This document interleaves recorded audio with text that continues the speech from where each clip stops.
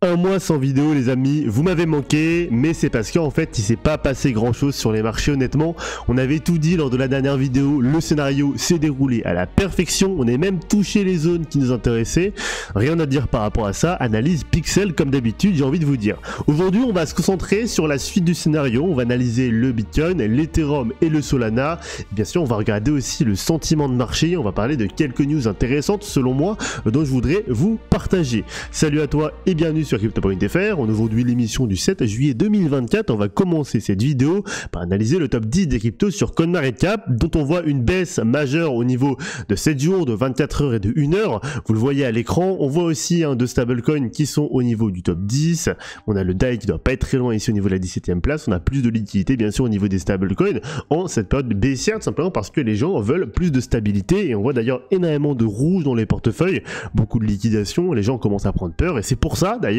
que il n'y a pas si longtemps, le 4 juillet il me semble, on est redescendu au niveau de la peur, situation qu'on n'avait pas connue ici depuis septembre 2023. Septembre 2023, si on regarde la charte du BTC, c'était la période où on a eu la démission de CZ qui a amorcé en fait la grande hausse qui suit. Donc là on a exactement ce qui se passe, on a une retombée au niveau de la peur et donc peut-être une grande hausse qui va peut-être pouvoir suivre, on sait pas, mais en tout cas c'est un extrêmement bon signe, sachant que j'en parlais dans ma dernière vidéo, c'était un signal que j'attendais pour voir une capitulation de marché.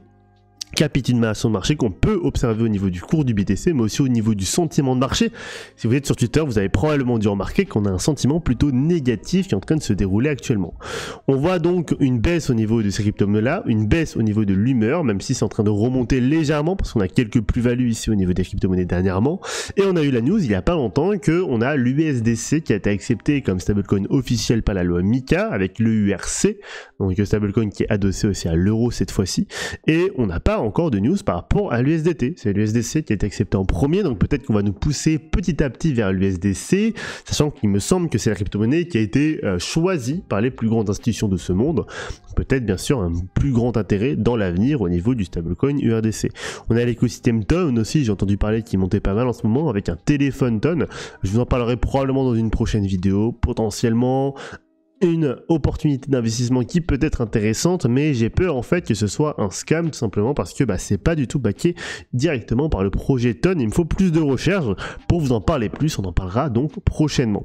Au niveau de l'analyse du coup du BTC, il se passe exactement ce qu'on avait prévu lors de la dernière vidéo, c'est-à-dire une A, B et C classique avec une baisse de C qui est en train de se former ou qui s'est terminé.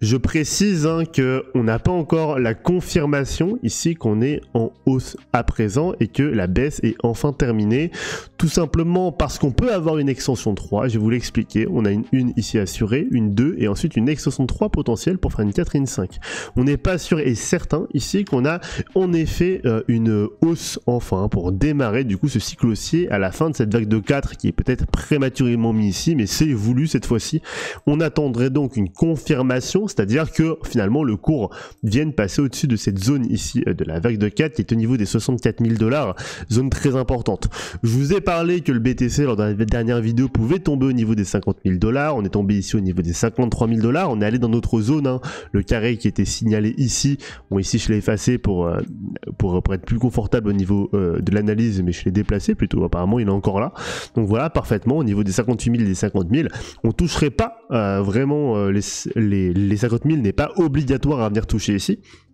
Mais on a quand même dépassé ici notre ancien sommet de A et on vient du coup toucher cette zone-ci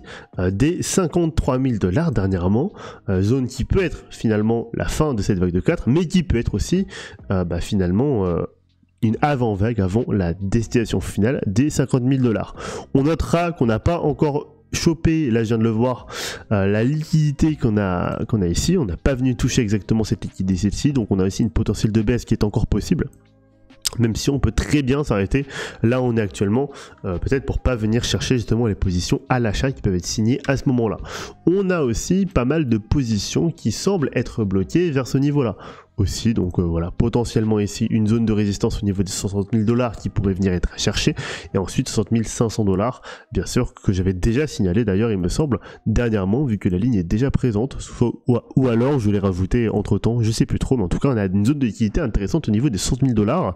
et ensuite bien sûr on attendra ce rebond pour venir dépasser cette zone de 4 et venir confirmer qu'on est en effet dans un élan haussier. On a aussi au niveau du RSI, je ne l'ai pas mentionné ici, mais on a ici une divergence haussière qu'on peut observer, assez intéressant toujours d'observer ça, donc on attend ici cette divergence haussière pour nous signaler potentiellement on a en effet une conviction haussière au niveau bientôt du BTC, sachant qu'on a ici probablement une Golden Cross qui va bientôt se former, on peut le voir grâce à cette ligne vert et jaune, orange, rouge, je sais pas comment vous le voyez vous, en tout cas on attendrait probablement la formation d'une Golden Cross, on a déjà une confirmation au niveau du RSI pour cette divergence, donc les étoiles semblent s'aligner. Maintenant on est encore au mois de juillet, on a encore juillet, août à tenir, avant bien sûr le mois de septembre où les entreprises vont revenir, où ce sera la fin des vacances d'été, donc moi je m'attends plus ici soit à une correction plus avancée, soit bien sûr à une consolidation au niveau des cryptos. Je sais que pour les débutants c'est terrifiant ce qui se passe, on a de grosses pertes, sachant qu'il y en a beaucoup qui ont acheté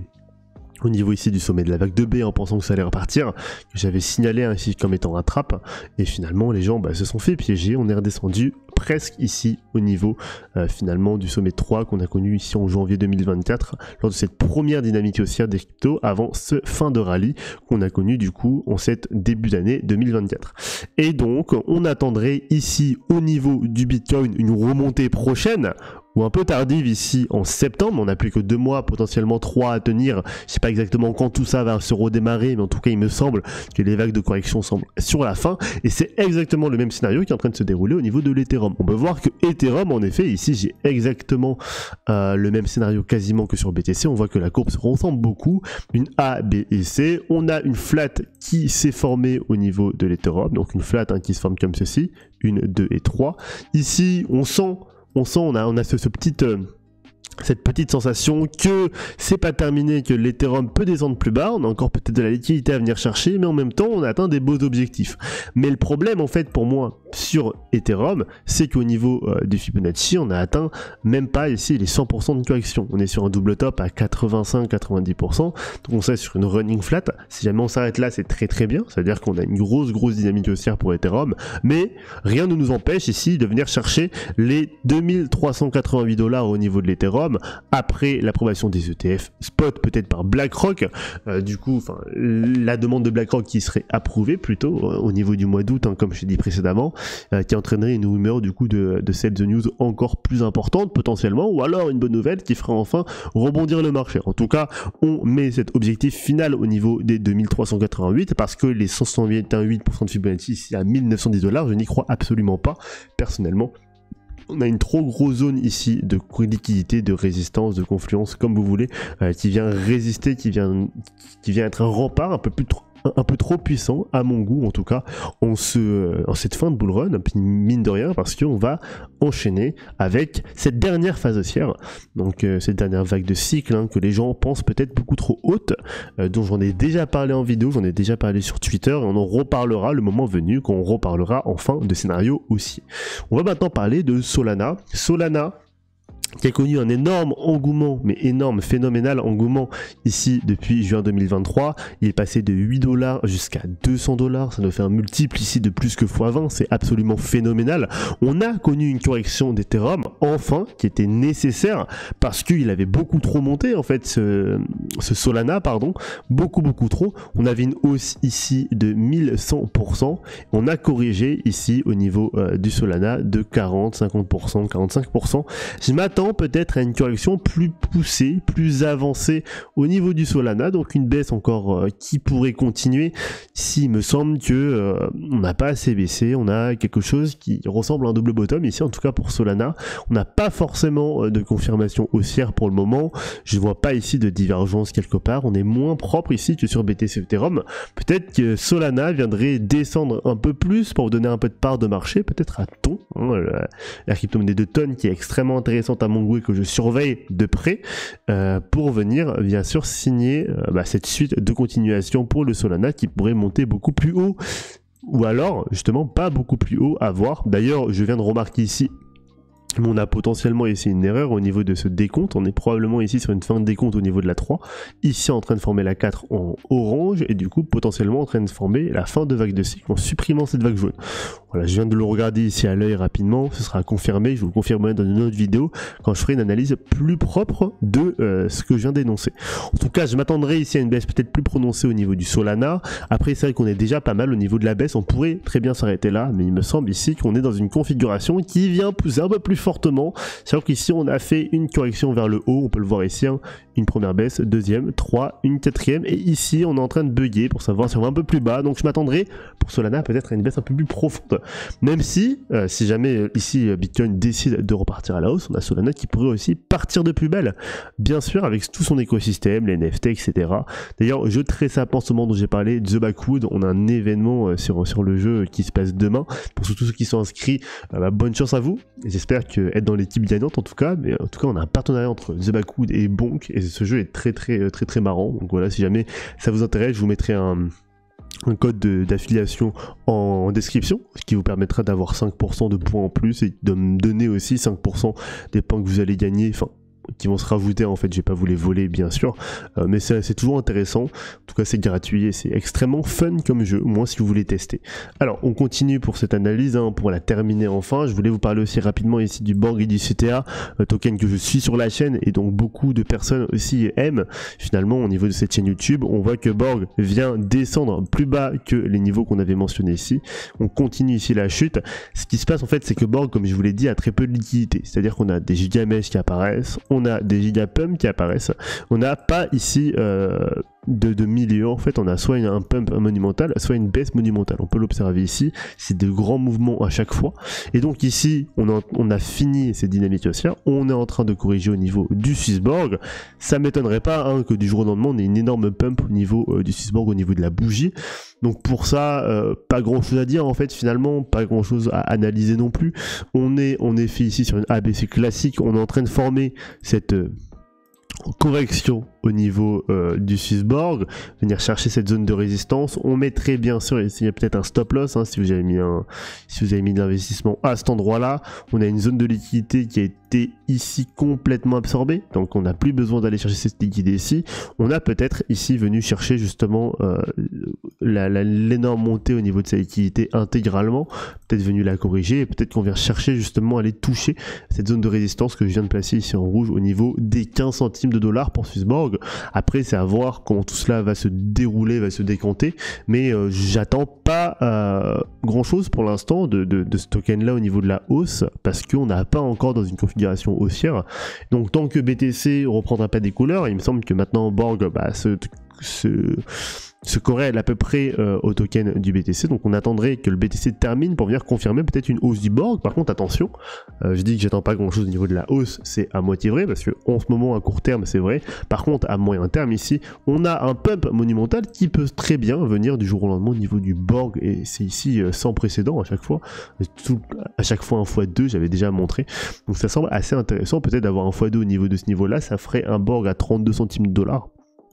donc qui serait pas déconnant du tout hein, pour une première vague au niveau de ce token-ci. J'ai maintenant parlé du CTA token, on va parler sur la chaîne aussi. C'est un projet dont j'ai beaucoup parlé, que j'aime énormément au niveau du gameplay, au niveau du jeu. Malheureusement la tokenomics est pas incroyable, et malheureusement aussi on a une énorme dump, hein, j'en ai déjà parlé, c'est un projet français, on n'a pas un énorme soutien au niveau de la communauté. Il y a beaucoup de gens de la communauté qui sont tout simplement partis au niveau de ce projet là dès que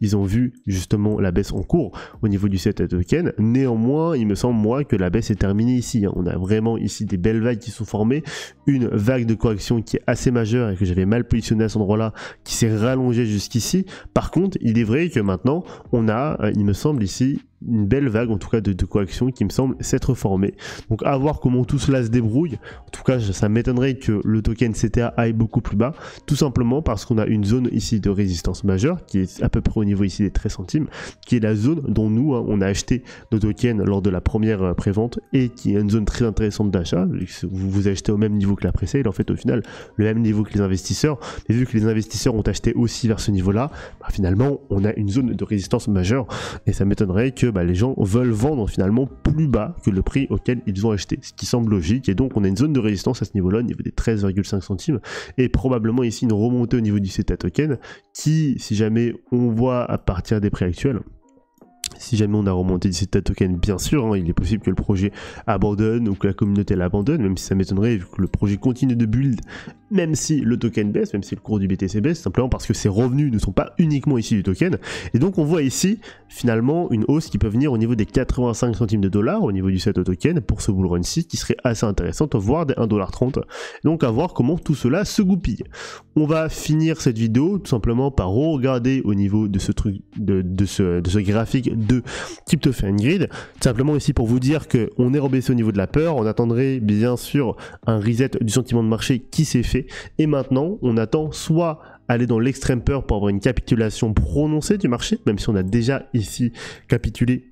Si on va plus bas, il se peut qu'on entre dans l'extrême peur pour avoir une capitulation prononcée du marché, et donc aller au niveau ici des 20 au niveau du Crypto Fan Grid, mais on n'attendra pas forcément ça bien sûr pour une hausse, et je pense qu'on est actuellement à un bon niveau pour acheter. C'est pas un conseil en investissement, c'est juste du bon sens ici. On a quasiment tous les alts qui sont descendus de 50, 60, 70, 80%, le BTC a fait de même, et il est descendu il me semble de 20-30%. Là ici 25% de baisse pour le BTC, et donc on est ici sur un cycle où le BTC baisse faiblement, où les alts baissent ici fortement car la plupart étaient en fin de cycle, et donc on entre dans la dernière partie du cycle avec la dernière montée ici du BTC qui va atteindre le prix. Je vous ai déjà fait une analyse, hein. Moi je pense vers les 90 000, 100 000 $, même si beaucoup d'analystes disent que ça va aller plus haut, et donc on va cibler cet objectif des 140 000 $ avec une précaution ici peut-être à la zone des 100 000 $, qui est un palier qui va être extrêmement important. Je vous revois probablement en fin de semaine si jamais il se passe des choses au niveau du marché, sinon quand le marché recommencera à bouger, parce que là ça me semble plutôt lent au niveau du marché. Par contre je vous ferai des tweets, je vais me remettre ici à faire des tweets qui semblent plus intéressants pour un contenu plus court terme, parce qu'il y a pas mal de news quand même qui commencent à sortir, et donc je voulais vous en parler tout simplement, et j'en profite aujourd'hui pour vous dire que peut-être que dans la semaine prochaine on va commencer à faire des tweets qui peuvent bien sûr parler de tout ça et qui seront un peu plus détaillés que ce que là je dis en vidéo. Voilà, on se voit nous prochainement sur Crypto.fr. D'ici là, passez d'excellents moments en famille, avec des amis, profitez de vos vacances d'été, c'est aussi le moment de souffler un peu ici vu qu'il se passe pas grand chose sur les cryptos, je souffle aussi personnellement, et nous on se revoit en tout cas pour sûr pour un rythme régulier en septembre, une fois que j'aurai ma rentrée, j'entre en master finance, donc j'aurai plus de choses à vous dire avec les choses que je vais apprendre au fur et à mesure du temps, et donc on se revoit bientôt sur Crypto.fr. A plus.